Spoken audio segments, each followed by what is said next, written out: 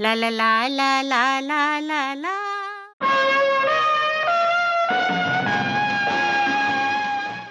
इस कहानी के लेखक एडगर वॉलेस का जीवन खुद एक रोमांचकारी कहानी से कम नहीं है। एक बहुत ही गरीब परिवार में उनका जन्म हुआ। 12 साल की उम्र में स्कूल जाना छूट गया और 21 साल की उम्र में वो फौज में भर्ती हो गए। लेकिन इसके बावजूद अपने जीवन में उन्होंने इतना कुछ लिखा, कविताएं, कहानियाँ, गाने, नॉवेल्स, बहुत कुछ। और यहाँ तक कि किंग कॉन्ग पिक्चर जो है हॉलीवुड की, जो इसका नाम आपने ज़रूर सुना होगा, वो गोरिल्ला वाली पिक्चर, उसके लेखक भी एडगर वॉलेस हैं। उन्होंने इतना कुछ लिखा कि उस समय के एक प्रकाशक ने ये कहा था कि आज जो कुछ छप रहा है उसका 25% एडगर वॉलेस का लिखा हुआ है। तो इनके जीवन के बारे में ज़रूर पढ़िएगा आप। पर ये कहानी जब मैंने चुनी, मुझे पता नहीं, अब याद नहीं कि मैंने कैसे ये चुनी और कहाँ से मुझे मिली, पर ये कहानी जब मैं ट्रांसलेट करने लगी, जब इसका अनुवाद करने लगी, तो इसका हर वाक्य, इसका हर शब्द जैसे कहीं गहरे उतरता चला गया और कहानी मेरे आँखों के सामने चल रही थी और मैं सब कुछ भूल गई थी जब मैं इस कहानी का अनुवाद कर रही थी। एक एक शब्द, और जो कहते हैं reading between the lines, reading between the words, ऐसा लगा कि शब्दों के बीच के मायने भी उभर उभर के आ रहे हैं सामने। तो उम्मीद है आपको ये कहानी उतनी ही पसंद आएगी कि जितना मुझे आई थी उस वक्त जब मैंने इसका अनुवाद करके इसे पहली बार आपको सुनाया था। आज मैं आपको एडगर वॉलेस की the stranger of the night कहानी सुनाने जा रही हूँ, जिसका हिंदी अनुवाद मैंने किया है। तो आओ सुनो कहानी, वो अजनबी। पुलिस स्टेशन में इंस्पेक्टर बैठा हुआ कुछ लिख रहा था। पीछे दीवार की बड़ी सी घड़ी टिक टिक टिक टिक कर रही थी और कोई आवाज़ नहीं आ रही थी। बाहर हल्की हल्की बारिश हो रही थी और सड़कें सुनसान थीं। अचानक उसी मेज पर रखी टेलीग्राफ मशीन तेजी से बोलने लगी। हवलदार बाहर से अंदर आया और बैठकर मशीन से आते संदेश को लिखने लगा। सब चौकियों को सूचित किया जाता है, जॉर्ज थॉमस को, जिसकी उम्र 35 साल है और जो पैरोल पर बाहर है, गिरफ्तार करें। कद 5 फुट 8 इंच, बाल काले, आंखें भूरी, दिखने में शरीफ, वॉल्थमस्टो और कैनिंग टाउन के गोदाम की चोरी के लिए। अरे, इंस्पेक्टर बोला, ये तो मैंने इन्हें कई घंटे पहले बता दिया था। बाहर बारिश में भीगता हुआ एक आदमी अपने कोट के कॉलर ऊपर करे, अपने हाथ जेब में धसाए और सर लटकाए चला आ रहा था। वो आकर पुलिस स्टेशन की सीढ़ियों के बाहर ठिठका और फिर धीरे धीरे सीढ़ियां चढ़कर अंदर गलियारे तक आया, जहां पे अंदर कमरे में हो रही बातचीत की आवाज़ आ रही थी। अजीब बात है, इंस्पेक्टर कह रहा था, मैंने सोचा था कि थॉमस सुधर गया है। इसका कारण उसकी बीवी है सर, हवलदार ने कहा। कुछ देर चुप्पी रही। फिर इंस्पेक्टर ने कहा, फिर उसकी बीवी ने ही उसकी शिकायत क्यों करी?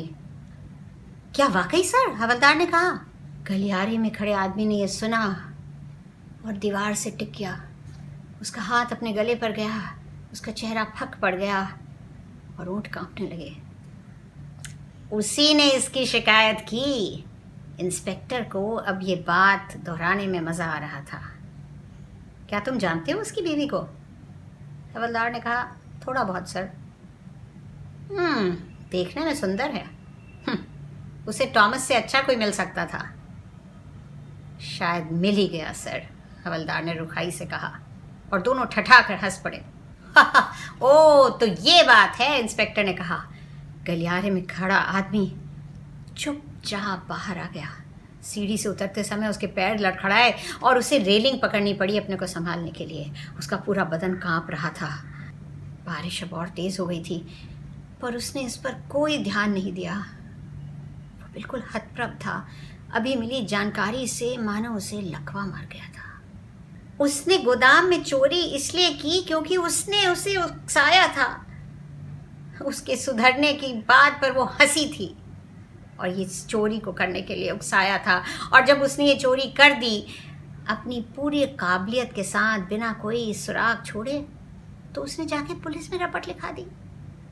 ये कोई नई बात नहीं थी, औरतें ऐसा करती आई थीं, कभी ईर्ष्या से, कभी पागलपन की हद तक गुस्से से, किसी छोटी सी बात पर तिल मिलाकर। मगर उसने ये इसलिए किया था, सोच समझ के किया था, क्योंकि वो किसी और आदमी को इससे ज़्यादा प्यार करती थी। अब वो शांत हो गया था और स्पष्टता से सोच पा रहा था। उसने अपना सर उठाया और चाल तेज कर दी। उसे याद आया कमर्शियल स्ट्रीट के पास एक छोटी सी दुकान थी जहाँ चीज़, मक्खन और खाने की चीज़ें बिकती थी। एक बार उसने वहाँ एक डबल रोटी का टुकड़ा और थोड़ी चीज़ खरीदी थी और काउंटर के पीछे खड़ी औरत ने चीज़ काटने के लिए बहुत भारी से, नुकीले और तेज़ धार वाले चाकू का इस्तेमाल किया था। दुकान की तरफ बढ़ते हुए वो ये सोच रहा था कि ऐसा चाकू काउंटर के आसपास कहीं ड्रॉर में रखा होगा जहाँ ऐसी चुटपुट चीज़ें रखी जाती हैं। उसे पता था कि दुकान बंद होगी, शटर नीचे होगा और उसके पास कोई औजार नहीं था जिससे वो उसे खोल सके। औजारों का थैला तो पुलिस के पास था। उसको आश्चर्य हुआ था कि उन्हें वो थैला कैसे मिला। अब वो जानता था कैसे मिला। अनायास ही आई एक सिसकी को उसने गले में ही रोक लिया। पर कोई ना कोई तरीका तो होगा उस चाकू को पाने का। अब वो कमज़ोर हो गया था, अपने हाथों से उसे नहीं मार सकता था। कितनी खूबसूरत थी वो। अब तक वह दुकान पर पहुंच गया था। बाहर सड़क पर एक बत्ती टिमटिमा रही थी और बारिश की टिपे टिपिर हो रही थी, बस और कुछ नहीं। दरवाजे के ऊपर एक रोशनदान था। एक यही रास्ता हो सकता था घुसने का, उसने सोचा। पंजों के बल खड़े होकर उसने रोशनदान के खांचे में टटोला और उसे वहां कोई चीज मिली। चाबी! छोटी दुकान वाले अक्सर सुरक्षा के प्रति लापरवाह होते थे। चाबी से ताला खोलकर वह अंदर घुसा और दरवाज़ा बंद कर दिया। उसकी जेब की माचिस बिल्कुल भीग चुकी थी। टटोल टटोल कर उसने एक माचिस ढूंढी और तीली जलाई। गरम दुकान में खाने की महक भरी हुई थी। दुकान को रात के लिए बंद करने से पहले साफ किया गया था। काउंटर बिल्कुल साफ था और तराजू के पास ही बाट रखे हुए थे और मक्खन को करीने से एक महीन कपड़े से ढांक के रखा गया था। और सामने ही काउंटर पे एक कागज़ का पर्चा पड़ा था जिसके ऊपर फ्रेड लिखा था और उसके लिए कुछ निर्देश। उसी के लिए चाबी छोड़ी गई होगी। एक के बाद एक तीलियां जलाते हुए वो चाकू ढूंढने लगा और जल्दी ही उसे वो चाकू उस काउंटर के पास की ड्रॉर में मिल गया। अपनी सफलता पर उसे सीटी बजाने का मन कर रहा। चाकू को सावधानी से अखबार में लपेटते हुए उसे ख्याल आया कि उसे भूख लग रही थी। उसने एक छोटा सा चीज़ का टुकड़ा लिया। आसपास डबल रोटी तो थी नहीं, हाँ एक डब्बे में कुछ बिस्किट रखे थे, वो भी उसने ले लिए। और चहलकदमी करते हुए उसने देखा कि दुकान के पीछे एक और कमरा था। वहाँ घुसा और तीली जलाकर आसपास देखा और 2-3 तीलियाँ ऐसे ही जलाने के बाद उसने बत्ती जला दी। छोटा सा कमरा था। कुछ सस्ती सी तस्वीरें दीवार पे टंगी थीं और कुछ छोटे छोटे चीनी मिट्टी के सामान रखे थे सजे हुए। एक मेज़ थी और एक कुर्सी थी जिस पर वो बैठ गया और खाना खाने लगा, सामने की दीवार को यूं ही घूरता हुआ। सब कुछ उसी के लिए तो किया था उसने। उसका पहला जुर्म एक दुकान के नकदी के डब्बे से पैसे चुराना, वो भी उसी ने करवाया था। उसकी छोटी मोटी बेवकूफ़ियाँ, उसकी फरमाइशें, उसका घमंडी स्वभाव, हर चोरी के पीछे यही तो रहा था। खाते खाते वो अपने पतन के बारे में सोचने लगा। दीवार पर काले सुनहरे हरे अक्षरों में कुछ लिखा हुआ था। सोचते सोचते वो यूं ही उसे घूरे जा रहा था। अब उसका आधा दिमाग अपनी ज़िंदगी के बारे में सोच रहा था और बाकी आधा उस लिखाई को जो कुछ कुछ मिट चुकी थी उसमें से उभरे कुछ शब्दों को यूं ही पढ़ रहा था। जान लो भगवान यूं ही मिटा पाप दुनिया। कई साल पहले वो एक चर्च के क्वायर में गाता था। धार्मिकता कुछ मायने रखती थी उसके लिए। कितनी अजीब बात है कि वयस्क होने पर कई चीज़ें जो जीवन को मधुरता देती हैं छूट जाती हैं। जान लो भगवान मिटा। अगर वो धर्म से जुड़ा रहता तो क्या ज़िंदगी कुछ अलग होती।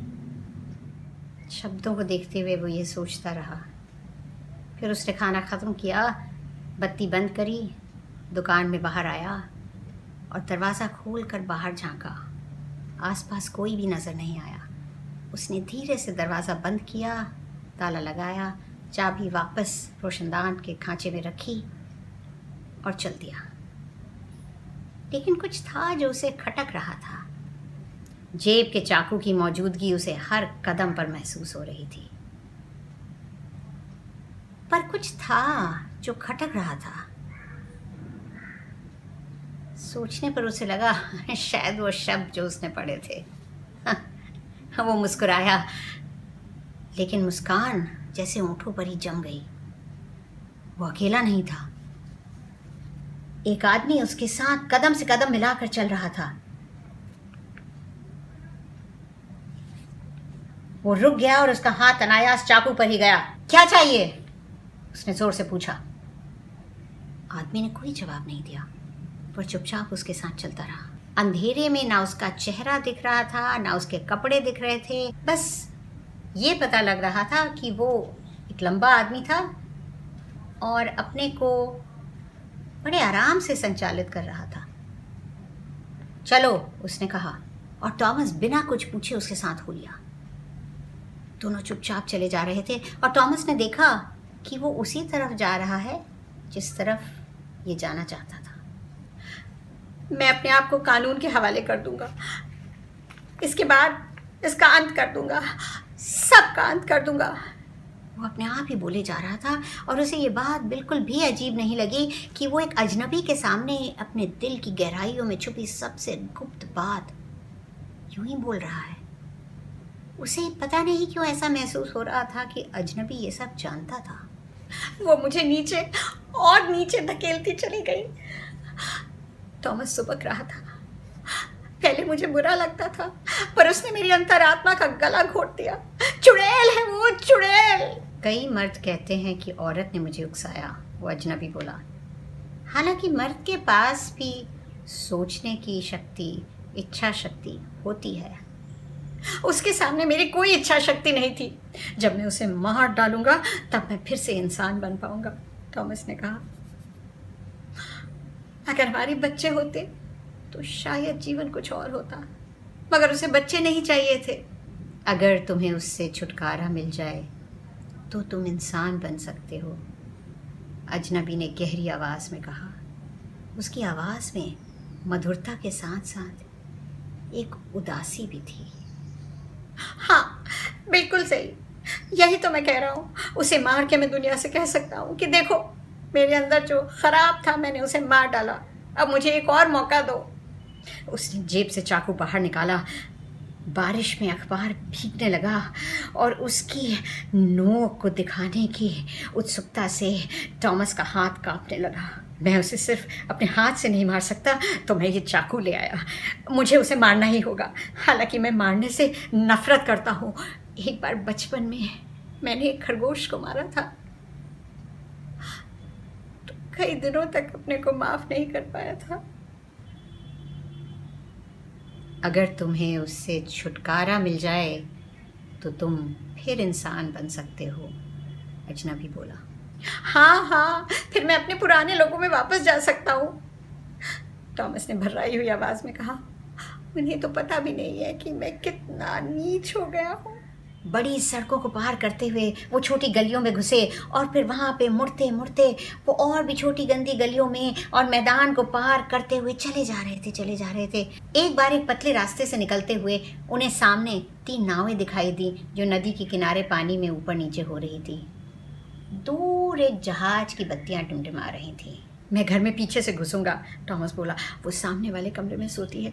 घर में शायद एक बूढ़ी औरत होगी या शायद वो भी नहीं होगी।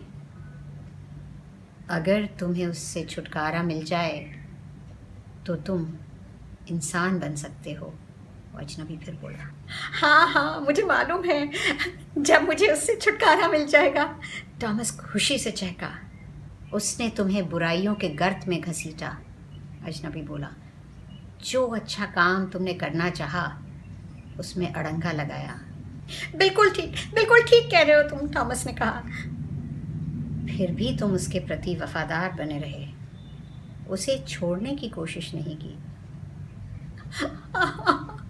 भगवान जानता है कि ये सच है। सुख में, दुख में, अमीरी में, गरीबी में, वो बोला। और उसे लगा कि अजनबी भी उसके साथ साथ ये शब्द बोल रहा है। आखिर एक और भी गंदी गली में वो लोग घुसे और टॉमस वहाँ से घरों के पीछे जाने वाली सकरी गली के मुहाने पर रुका और मुड़ के उससे कहा, तुम यहीं रुको, मैं अभी उसे मार कर आता हूँ, जल्दी ही, फिर हम लोग एक नई जिंदगी शुरू कर सकते हैं। उस अजनबी ने कुछ नहीं कहा। टॉमस लपकता हुआ उस गली में गया और एक तरफ मुड़ के और अपने घर के पिछवाड़े पहुंचा, जहाँ पर एक छोटा सा फाटक था। पिछवाड़े के टूटे फाटक से जाकर वो पीछे वाले कमरे में जा पहुंचा। वहाँ से उसने एक खिड़की उठाई और हाथों के बल उचक कर खिड़की से अंदर गया।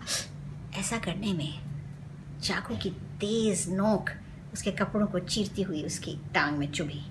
उसने चाकू को बाहर निकाला, उसकी धार पे हाथ फेरा। अचानक उसे लगा कि उसके बगल में और कोई भी है। चाकू पर उसकी पकड़ और तेज हो गई। कौन है? वो फुसफुसाया। मैं। ये उस अजनबी की आवाज थी। वो चौंका। तुम यहाँ कैसे घुसे? मैं तुम्हारे साथ ही आया था, अजनबी बोला। चलो चलकर उस औरत से तुम्हें छुटकारा दिलाएं जिसने तुम्हें बुराई के गर्त में घसीटा और जो तुम्हारी आत्मा का गला घोंट रही है।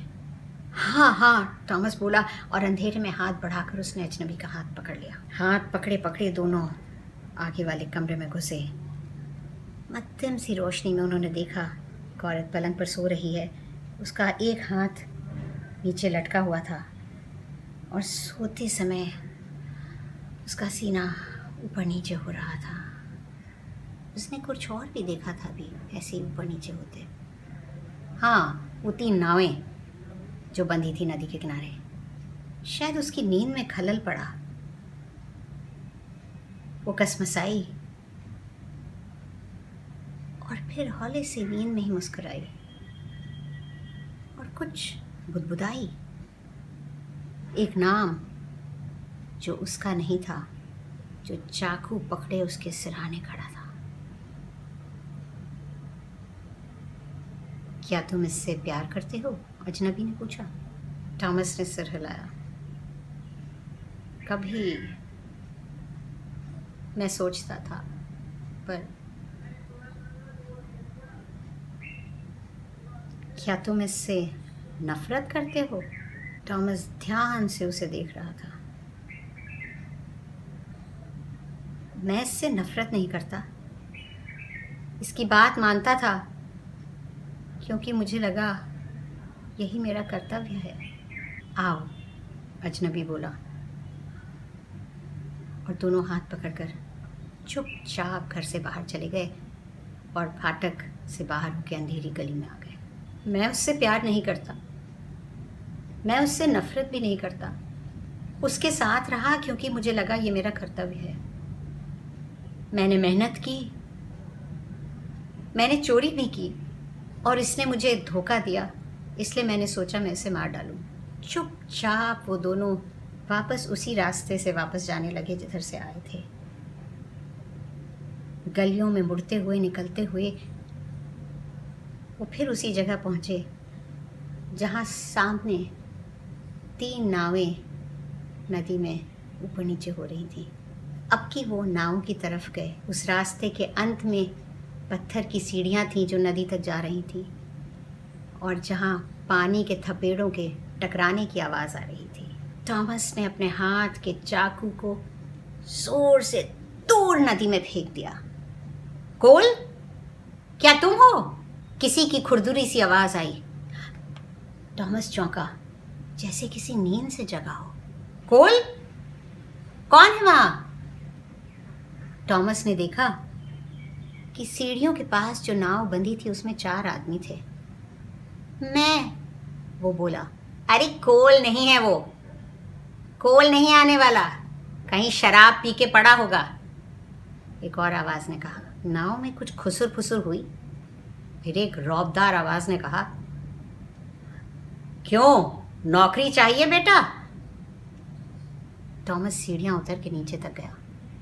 हाँ, मुझे नौकरी चाहिए, किसी ने शिकायत भरे स्वर में जल्दी करने को कहा। मैं खाना बना सकता हूँ, थॉमस बोला। उसने जेल में यही काम किया था। आ जाओ फिर, बाकी सब कल तय कर लेंगे। हम जहाज से वालप्रेसो जा रहे हैं, मंजूर है? थॉमस चुप था, फिर बोला, मैं वापस नहीं आना चाहता। ठीक है, वापसी के लिए हम किसी और को ढूंढ लेंगे, कूद आओ। थॉमस नाव में उतर आया और नाव चल पड़ी। तभी उसे उस अजनबी की याद आई। अब वो उसे बिल्कुल साफ साफ देख पा रहा था। अंधेरे पानी के किनारे वो चमकता सा खड़ा था, अपना हाथ उठाकर थॉमस को विदा देता। थॉमस ने देखा उसका चेहरा बहुत खूबसूरत था और उसके चारों ओर कोई प्रभा मंडल चमक रहा था। जान लो, वो बुदबुदाया, कैसी अजीब बात है। कुछ शब्द, अलविदा जनाब, अलविदा। किससे बात कर रहे हो? नाव खेने वाले नाविक ने उससे पूछा। वो आदमी जो मेरे साथ था, थॉमस बोला। तुम्हारे साथ तो कोई भी नहीं था, नाविक ने कहा। बिल्कुल अकेले थे तुम। कहानी यही खत्म हो जाती है, लेकिन हर अच्छी कहानी की तरह इस कहानी को पढ़ते समय या सुनते समय दिमाग में तमाम ख्याल आते हैं। कौन था वो अजनबी? क्या भगवान या थॉमस की अंतरात्मा, या दोनों एक ही हैं, या कुछ तीसरा, या कोई फर्क भी पड़ता है कि हम उसे क्या नाम देना चाहें?